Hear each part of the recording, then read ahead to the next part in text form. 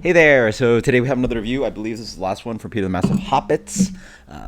Thank you so much, and I'll probably just do another video just talking about him because like he's that special, awesome person. So I would appreciate the beers sent all the way from freaking Denmark. What the hell?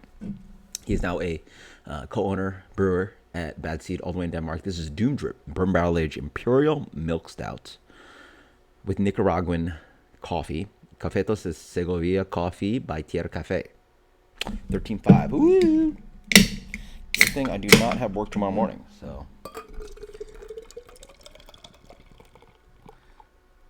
That is the plan tonight. That is dark as hell. Look at that. That is pitch black. And the cool thing is, that head is so dark. So I'm very curious about his recipe development where he's creating a head that dark. Probably just a lot of good amount of like roasted malts and stuff. Yeah, geez. When was the last time I saw it? It's darker than 1050. Can't remember like beer. Yeah. Very few beers have like a head that dark. Bourbon County doesn't have a head that dark. Look at that. That's like a dark brown color. Beer is pitch black. I mean, let's see how the. Yeah, there's barely any light coming out of that. So that's pitch black. Beautiful looking beer. Yeah. Ooh. Milk chocolate.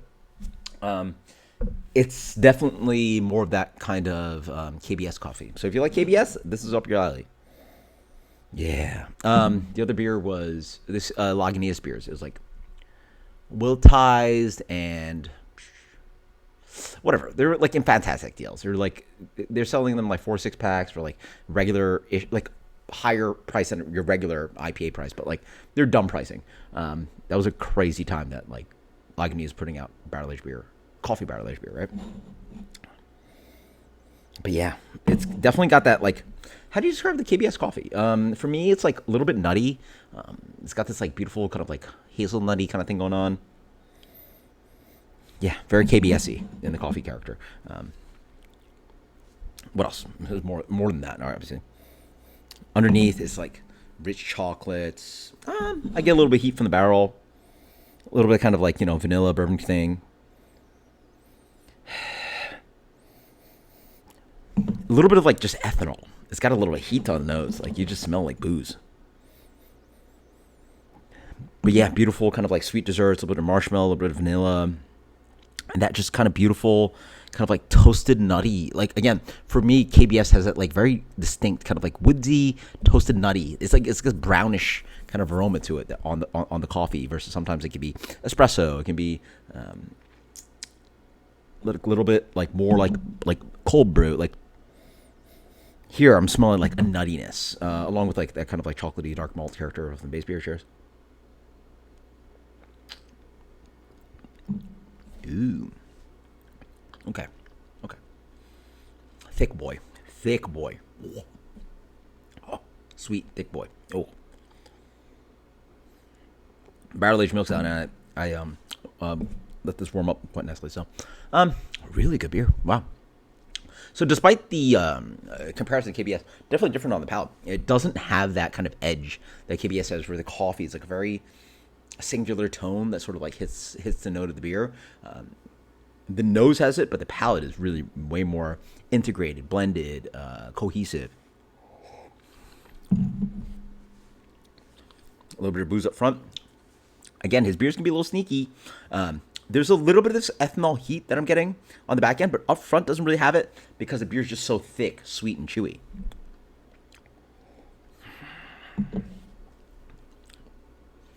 In general, the bourbon character I find is just pretty tame. That's the other thing about KBS. It's a sharper bourbon character. Here it's a little bit more integrated. It's just a big chocolate cake of a beer, if I can tell you. Yeah, if somebody made just like a beautiful, rich, decadent, like, and we're not talking about like a light chocolate cake. We're talking about Black Forest, whatever that thing. I don't eat dessert. That thing that is just decadent, where it's just like you don't want a slice of cake, if that makes sense. You don't want a slice of cake. You want a slice of cake where it's just so rich and unctuous and chocolatey, where it's like your lips and mouth, teeth are just black from eating it, that's the kind of cake we're talking about. Not the one where you can just like, oh yeah, let me take a big bite of cake and give me a big fat slice. No, you want one of these guys. Where sometimes at this fancy restaurant they'll like put it on the side to make it look bigger, right? Because like you don't want to. You can't serve a skinny cake that looks like this and pay, $15 for dessert, right? It's just that rich and decadent. You put it on the side.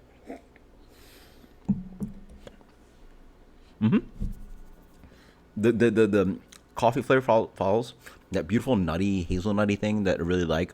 The nice vanilla sweetness from the bourbon barrel. Yeah, rich, sweet, dries out quite nicely, echoing kind of like bourbon character. Ooh, that is tasty. So yeah, this is almost like a barrel aged coffee pastry style kind of thing. Yeah, yeah. And honestly, in my world, yeah, I found, especially going to the first pastry town. Yeah, I went to the first pastry town. Other half, by the way, there was a festival. They throw Green City and Pastry Town. I don't know if they still do Pastry Town, but they did just do Green City. So other half throws a festival and went to the first Pastry Town. My favorite is always barrel aged beers. It's just like when you're producing beer that's like upwards of like I think 10 is probably the floor, right? You're going 11, 12, 13%. Barrel aged beers obviously taste better, and then the adjuncts sort of like work better with all those beautiful like barrel flavors versus like just hot big stout with ingredients just tend to like be out of whack for me. Something about the barrel, not something. Clearly, the barrel adds the General Bourbon barrels adds components of like wood, vanilla, cohesiveness, and this melding character of like sweetness and like richness that really plays well with ingredients versus just having a big sweet stout with more sweet ingredients, sort of just like right.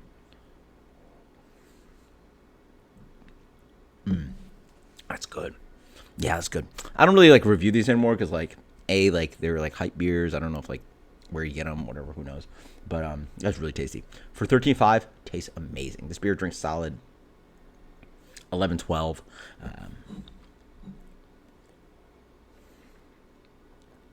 Pitch black, beautiful. Oh, that's so good.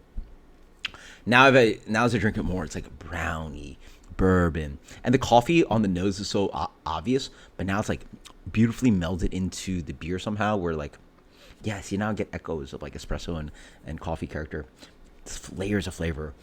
It's vanilla, marshmallow, rich, decadent, Black Forest 7-layer cake bullshit, whatever you want to call it. Brownies, chocolate syrup, whipped cream, that kind of like vanilla sweetness, just all that blended in beautifully. And then like sounds like a mess of a dessert, right? But I bet if you got all the ingredients just like and turned it into like some kind of like spoonful of bullshit and just like took a spoonful, it would taste great.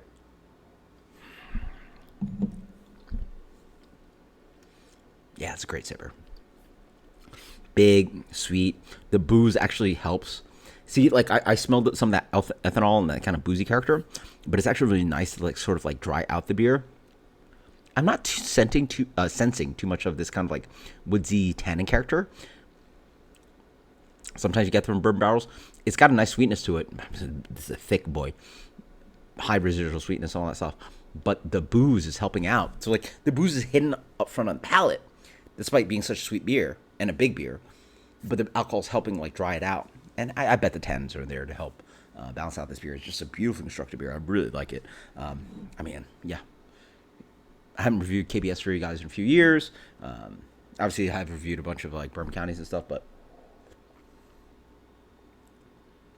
unfortunately, crazy enough, how does Bourbon County, Goose Island, not produce like Bourbon County coffee like literally every year? Like it's literally the best variant of all time. But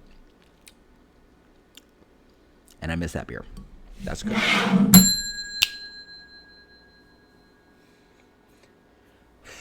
We're getting there.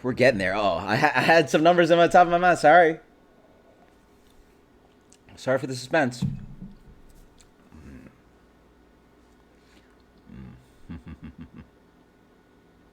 All right, screw it. I love you. I love you, Peter. 100 minus out of 100. That might be one of the best. That has to be the best barrel-aged beer of the year. If not, then we'll find out. 100 minus out of 100. I don't know if the vintage beers count. That's a little bit weird of a pick. Like, to be reviewing like 5, 6, 7, 8 year old bourbon counties. But I don't know if I'll get a better review of a barrel aged beer.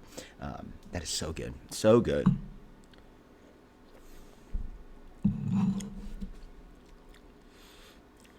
As I drink it more, it just slowly reminds me a little bit more of like the love of my life. One of the ones you missed. Bourbon County coffee, like OG Bourbon County coffee, was stupid good. 2012 vintage in the red bottle, and then used to be in the bomber, and then went in the bottles, and then they kiboshed that BS, which sucked. And then they re-released it, and it was terrible. Then you got to produce the good stuff again. So absolutely fantastic. I'm so excited to be drinking this. Gotta take it easy. Gonna sip on it. Cheers. 100 minus of 100. Thank you. Congrats to Peter Massive Hoppets for having twins. We'll talk about this in another video, but 100 minus 100. Cheers later.